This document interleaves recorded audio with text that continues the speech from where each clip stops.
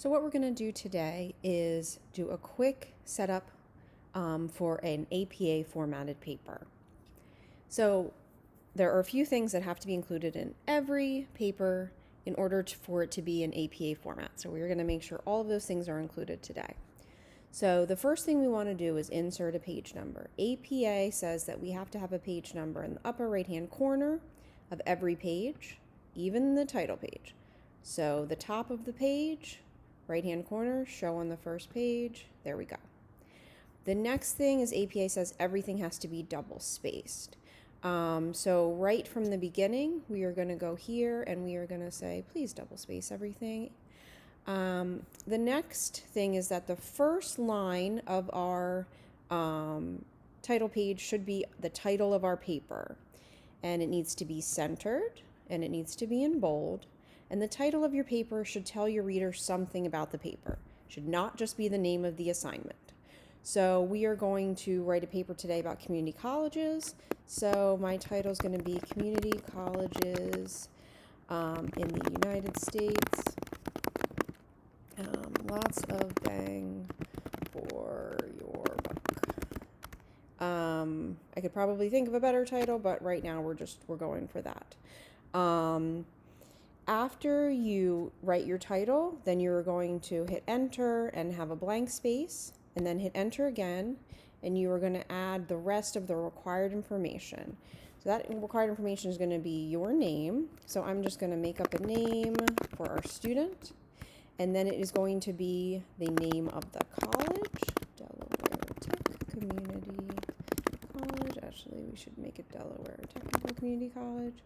Then we are going to put the course name and course number. So we're just going to say that we are writing this for English 101, which is composition.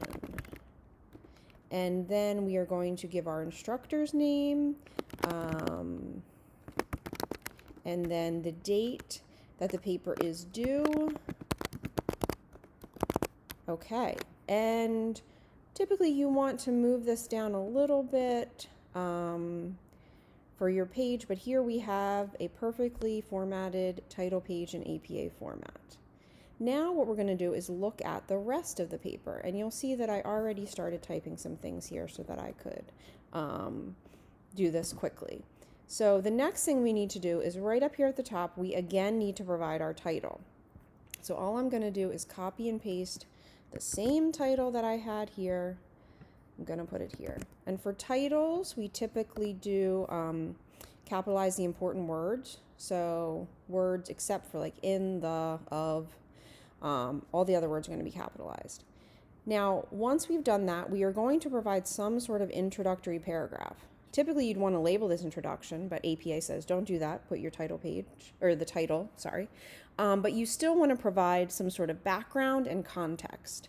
So I provided a little background and context here, and I'm just going to read it to you to show you how we do this. So community colleges provide valuable education opportunities to students throughout the United States.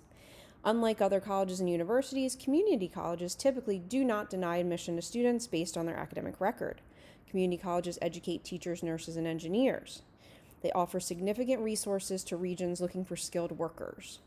So right there, I'm just trying to give you an idea of what community colleges are and what my paper is going to be about. Your introduction should provide some background and then should also kind of lead your reader up to what your paper is going to be about. Then I'm going to have my first citation here in my paper because I'm going to say that there are over 900 community colleges to choose from in the United States. That information I did not get out of my head. It is not common knowledge. I had to get it from a source. So whenever you get information from a source, you need to cite it. So here I wrote there are over 900 community colleges, and I put a citation. And what you'll see is on my references page, there is that same citation with a little more information. For in-text citations, all you need is the last name of the author and the year of publication. For a full reference entry, you need the name of the author, the date, the title, where it was published, and then a link if there is one. So this references page needs to match any in-text citations you have. I go on to give a little bit more of information, and then I conclude this paragraph with my thesis statement. Typically, in this type of paper, you are going to have a thesis statement, which is going to be your topic, your claim, and then 3 supporting reasons. So my topic is community colleges. My claim is that they serve a vital role in the United States. And my 3 supporting reasons is because they offer affordable tuition, career-focused degrees, and flexible schedules. Once that is all done, then I can jump right into my paper. And you'll see here I've already written up my headings because each heading should be part of my thesis statement. So these are my 3 supporting reasons. So then I would do a whole section on affordability where I would talk about, that the fact that community colleges are often the most affordable way for students in the U.S. to earn a college degree. And then I would use citations and evidence to prove that. So I would have a whole section here, possibly 2 or 3 paragraphs about affordability. Then I would have my next heading, career-focused degrees, and again do the same thing. Then flexibility, and then my last section would be conclusion.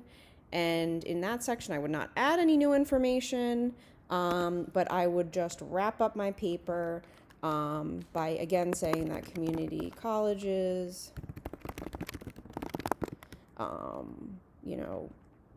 perform a vital task by educating a variety of students for future careers, something like that. And then I would provide my conclusion paragraph, and then any of my other in-text citations would then be matched here on my references page. So hopefully this gives you a brief overview of what an APA formatted paper should look like. And I hope that this helps you in your studies.